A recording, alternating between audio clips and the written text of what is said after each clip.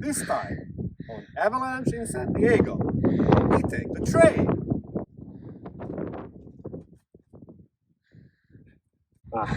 Never mind.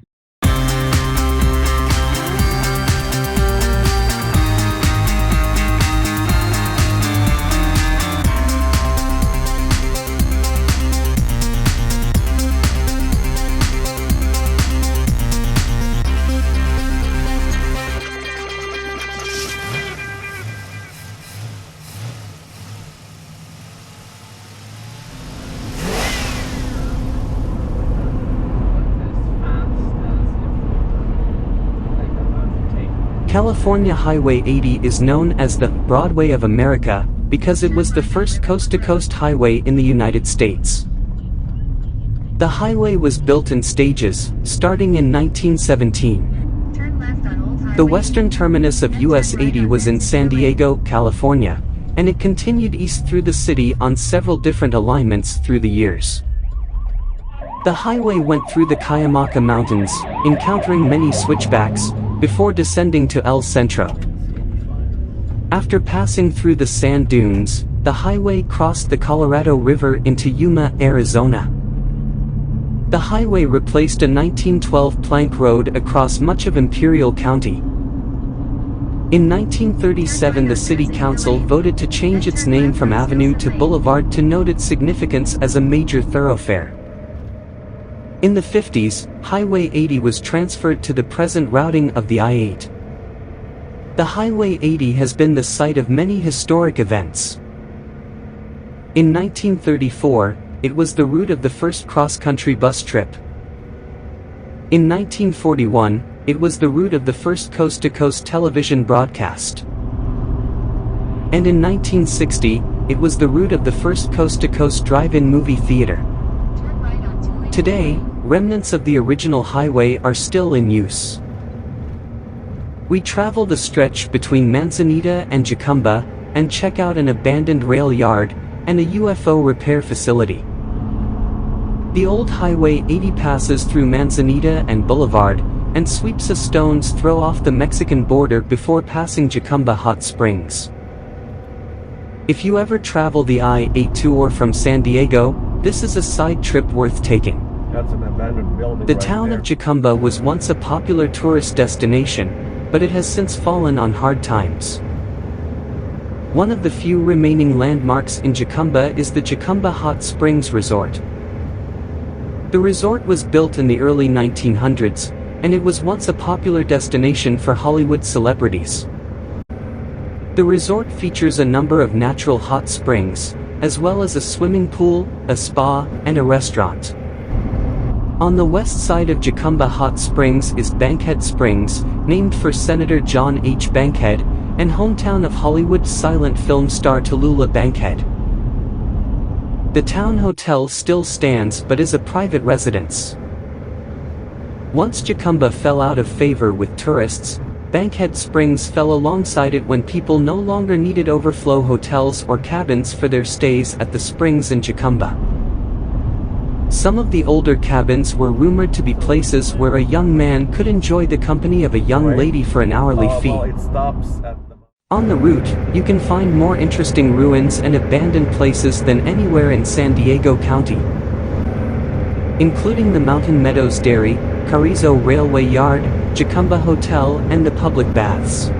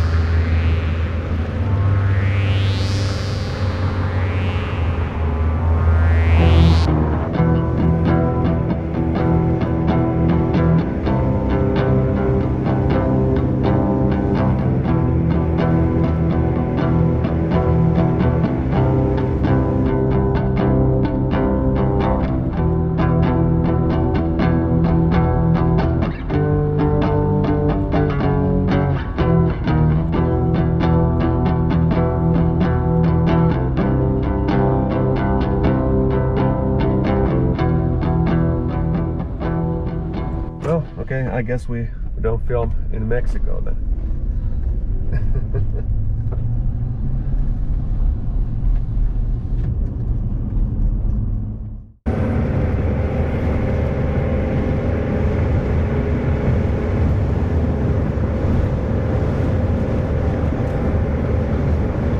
Jacumba is an unusual place in other ways. According to locals, it is home to an energy vortex, a metaphysical phenomena that once attracted the late Dr. Wilhelm Reich, the originator of orgone theory, Okay, here it is. which claims orgasms can cure society's ills. Reich stopped in Jacumba in 1955, it is said, after hearing that the town attracts UFOs. More than a half-century later, New Age truth seekers still come for the same reason. In 2020, a San Diego-based interior designer, Melissa Struckel, and a couple of business partners bought the hotel, and accidentally the whole 581-person town, including an old bathhouse, a defunct gas station, all the main street shops, a mountain, a pond, and a sand wash, among other things. No trespassing. While passing through on the way to a desert adventure, we did not have time to explore all the strangeness. Is there a hotel?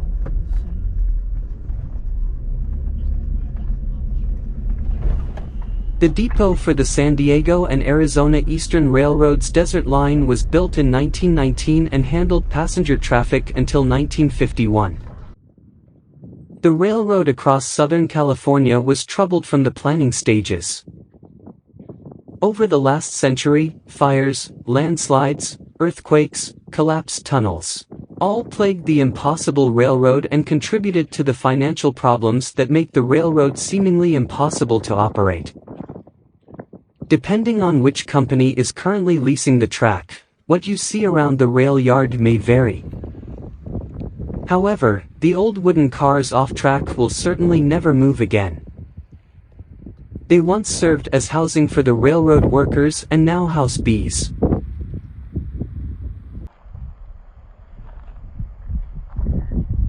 What was it again?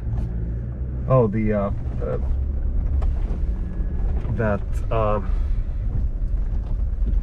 flying saucer repair place.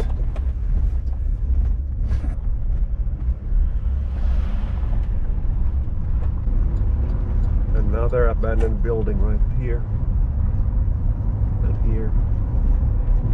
Oh, I think those are the cabins, and there's a hotel.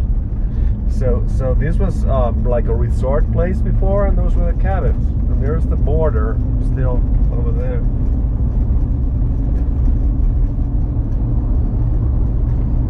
Community park.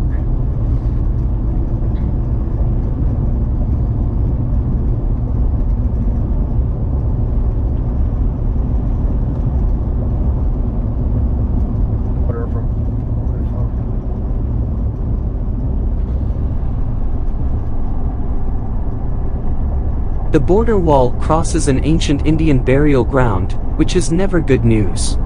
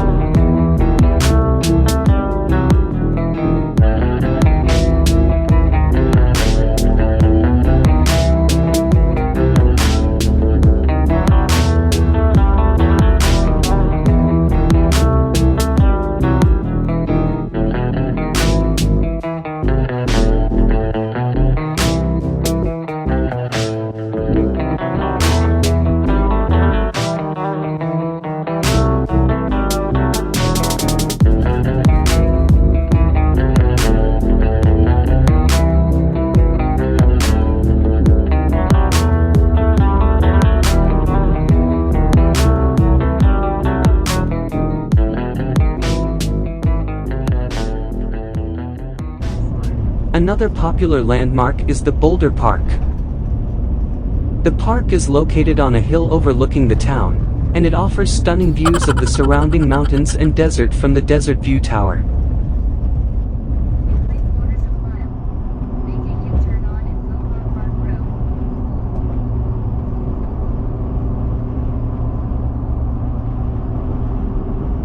At the same exit we find Coyote's Flying Saucer Retrievals and Repairs Service, a UFO junkyard featuring several life-size saucers, many of which can actually be driven around once Coyote is finished with his handiwork. To make the scene even more extraterrestrial, Coyote has decorated the lot with signs reading "Landing Zone," a van with an alien dummy inside, and skeletons in the backs of trucks. Coyote loves to share his passion for flying saucers with others and will typically allow visitors to take a spin in his cart. He also occasionally screens drive-in movies like E.T. and The X-Files, projected onto an asteroid that he says the aliens dropped off for him.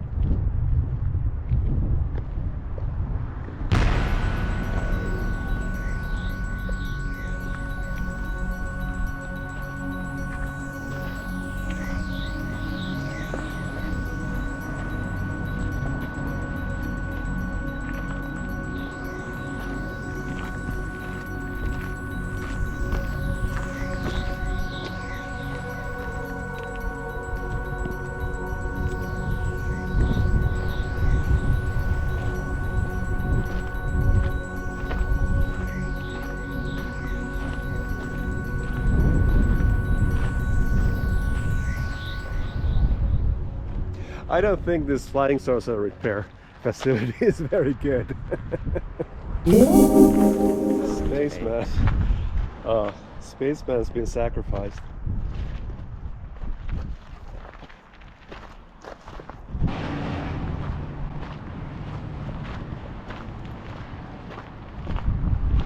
Chrysler Imperial.